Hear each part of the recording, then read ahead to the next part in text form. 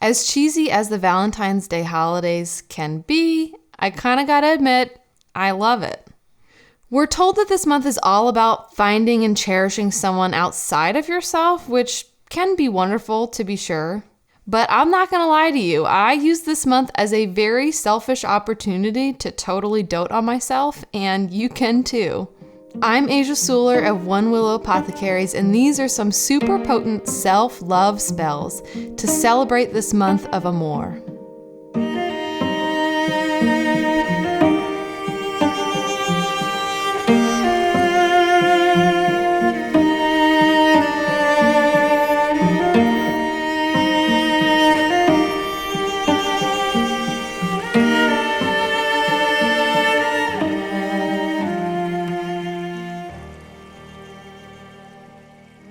Self-love has become a kind of buzzword in our culture, almost as much as self-care. And for all that said, as much as I've heard this word over the years, I remember thinking, oh, I have that down. But reality is, the deeper I go into self-love, the more I realize that it's like a relationship with someone else. There are always new, deeper levels of loving and cherishing. So as I go into this video, I also want to acknowledge that this is something that I'm working on, that one of my life goals is to continue to go deeper into self-love. Because truly, why else are we here if not to appreciate who we are in this lifetime? One of the things that I think is important to remember, especially if you're having doubts or worries about narcissism or egoism come up, is that you aren't just a self, you have a self. So from this perspective, is this idea that you are this wider being, this spiritual being that's coming here to have a human experience. And so in order to have a human experience, you have to have a self. So you're not just celebrating who you are, you're celebrating the self that you've come here to be.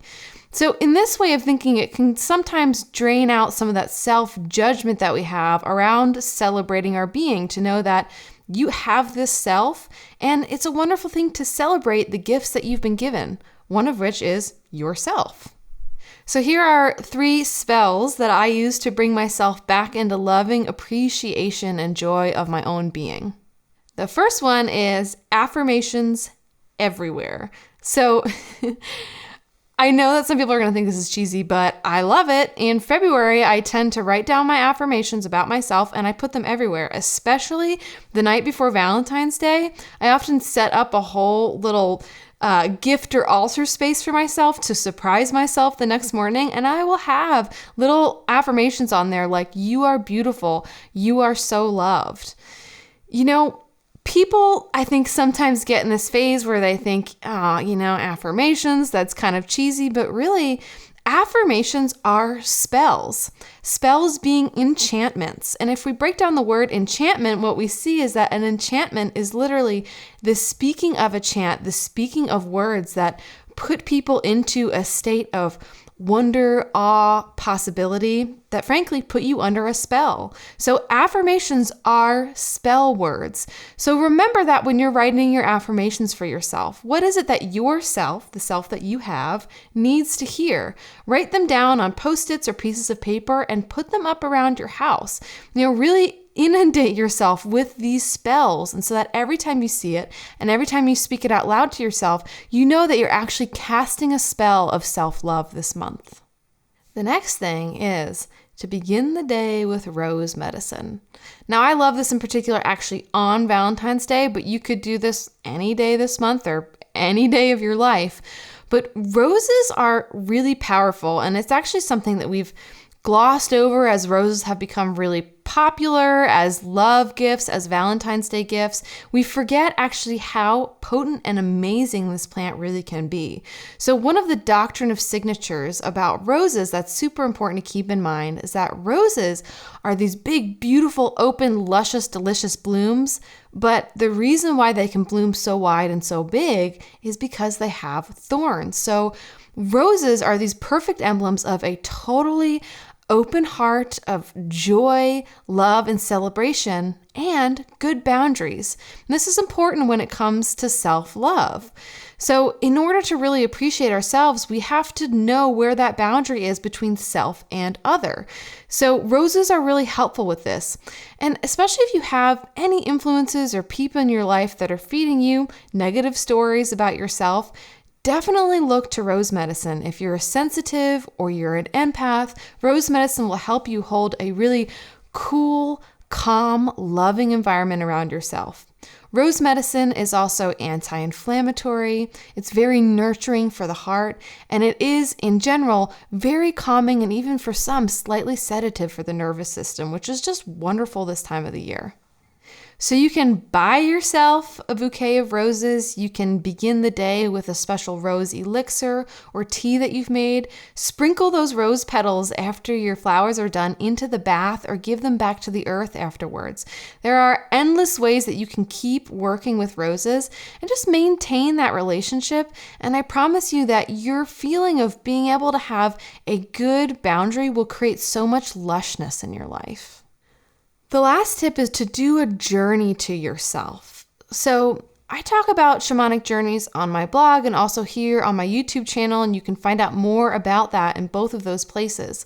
But really, a journey is just going into a meditative state with a focus. So your focus can be, I want to connect to myself, meaning the self that you are in this lifetime, or even other selves that you've been throughout your life. You could journey to a younger self, an older self, but doing a journey to meet a self and really love up on them.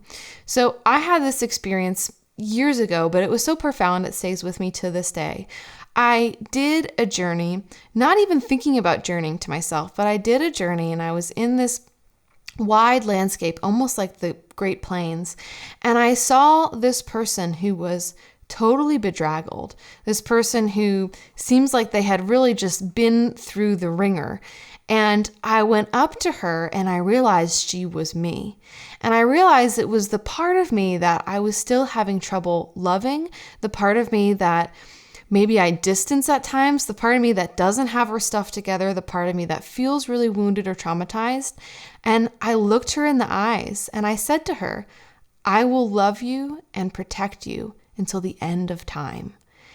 And I'm going to tell you, in this journey, I just had tears streaming down my face. And this has now been an affirmation that I use whenever I feel really vulnerable or whenever I feel like there's parts of myself that I'm having a hard time looking at.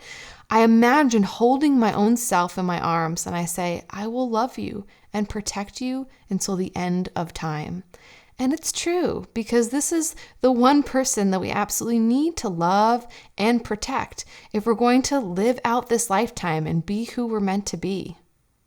One practice that I have that is definitely cheesy, but I definitely love it, is to actually put on a song and for the duration of that song, really celebrate myself. So oftentimes that means actually hugging myself.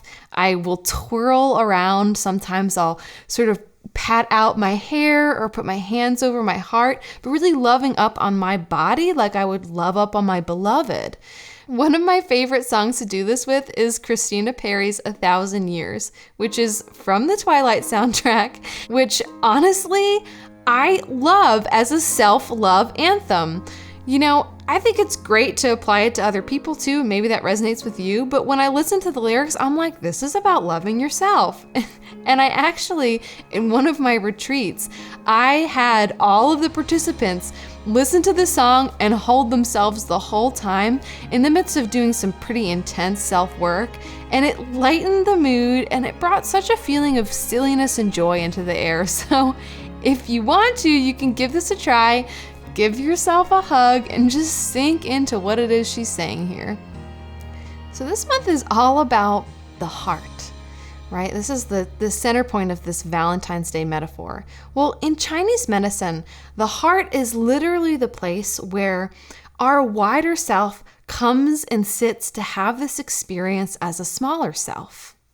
We've been told that the heart is just a pump, but if we look at many different cultures around the world, we see this idea that the heart is way more than that the heart is this seat of consciousness and awareness, and that when we learn about the heart and really embrace all of the roles that our heart plays for us, we can actually open up whole new avenues of perception, magic, and awareness.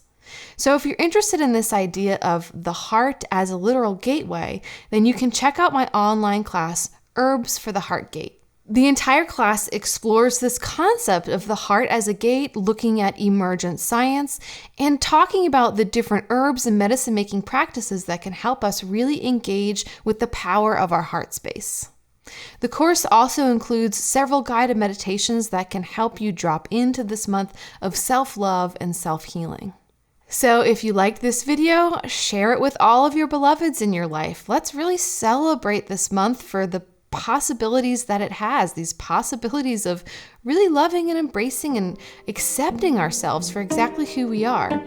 And if you have your own Valentine's Day practices of self-love, I'd love to hear about them in the comment section below.